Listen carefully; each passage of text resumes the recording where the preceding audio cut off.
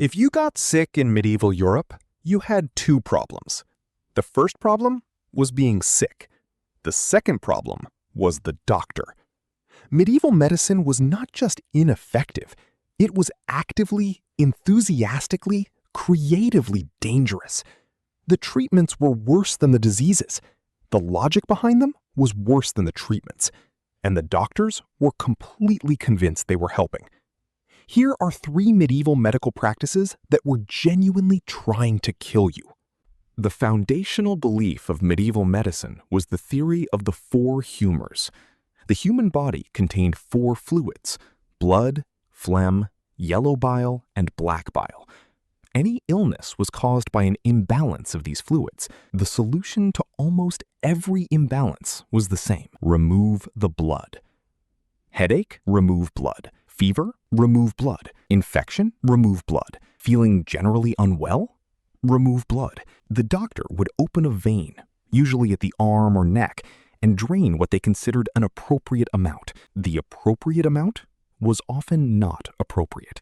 Patients who came in slightly unwell left considerably worse. Many did not leave at all. The most famous victim of bloodletting is almost certainly George Washington, who in 1799 developed a throat infection and was treated by his doctors with repeated bloodletting over the course of a single day.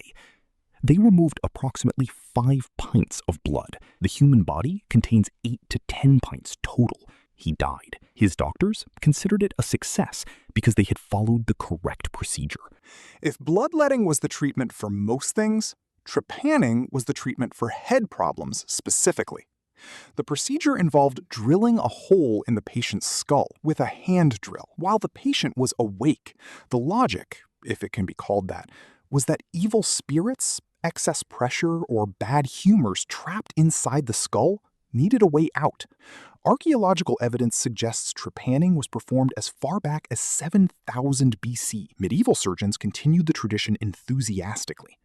Skulls from the medieval period show multiple trepanation holes, meaning some patients survived the first procedure and were brought back for a second, which raises questions nobody in this video is qualified to answer. The survival rate was surprisingly high, around 50%, which sounds impressive until you remember they were drilling holes in people's heads. Medieval doctors could diagnose almost any illness by examining urine, its color, smell, taste, and consistency. The doctor would hold the urine sample up to the light, examine the color carefully, smell it, sometimes taste it, then prescribe bloodletting. The diagnosis almost always led back to bloodletting, regardless of what the urine suggested, which raises the question of why they were tasting urine in the first place. History has not answered this question satisfactorily. 3 practices, 1 conclusion. If you were sick in medieval Europe, your best medical strategy was probably to stay away from the doctor entirely. Rest, drink water, hope. You had better odds.